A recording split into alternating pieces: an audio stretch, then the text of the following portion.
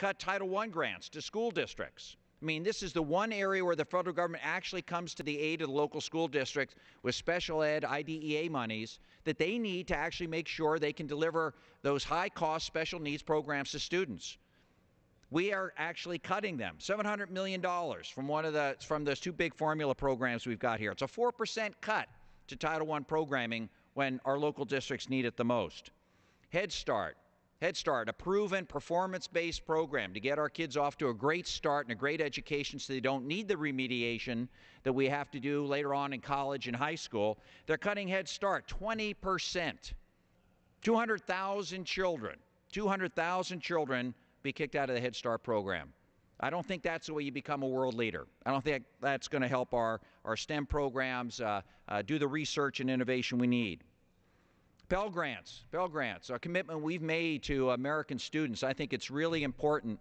Back home in Oregon, I worked very, very hard on a scholarship program that actually, with our federal aid, our state aid, scholarship programs, parental involvement, and student working at a minimum wage job during a summer full-time and during the school year only part-time could actually graduate from college, undergraduate degree, no more than $13,000 or $14,000 in debt. When we take our share of the bargain away by cutting the Pell Grant program from our promised level of $5,500 down to $4,700, that can make the difference between young men and women actually being able to afford that college education so they can again compete with the best and brightest around the world.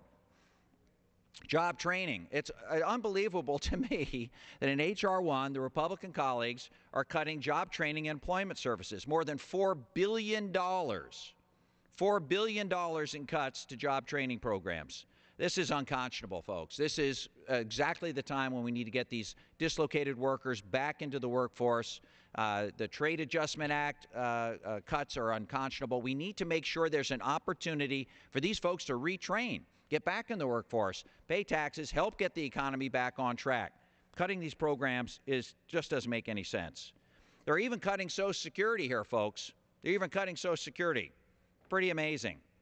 They cut the funding of operational budget from $125 million below the 2010 levels. $125 million out of Social Security, and $1 billion below the president's request level for 2011. They apparently don't think we need technology to improve our Social Security's ability to work with seniors, to make sure they're getting the services they need, to cut down mistakes, to cut down on that fraud and abuse in the benefit programs for our deserving Social Security recipients.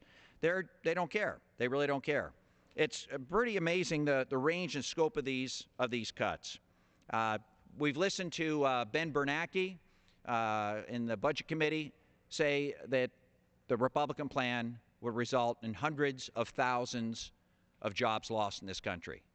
Mark Zandi, McCain's economist, he puts a number on it, 700,000 jobs lost. Goldman Sachs, not exactly a paragon of liberal virtue, would really hit our GDP, maybe 2%. We need jobs. We need jobs. We need jobs. We have to be smart about how we go about this.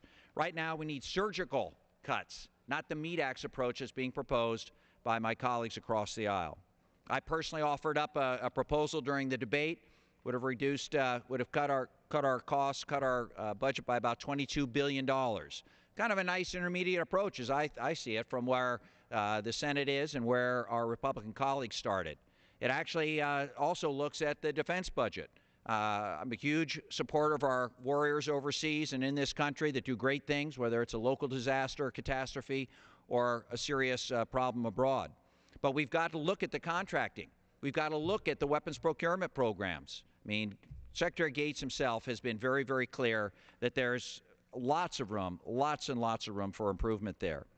I think we need to work on a bipartisan approach, enough of the political theater, frankly, on both sides. It's time to sit down, look at the individual programs and services that are most in need for this country right now. And until we're willing to sit down and do that, to do these 2-3 week continuing resolutions that make a mockery out of the greatest country in the world, funding the federal government, the United States of America, 2 weeks at a time. I think of nothing that makes us look more foolish in the world's eyes and in our own constituents' eyes and the folks at home. It is time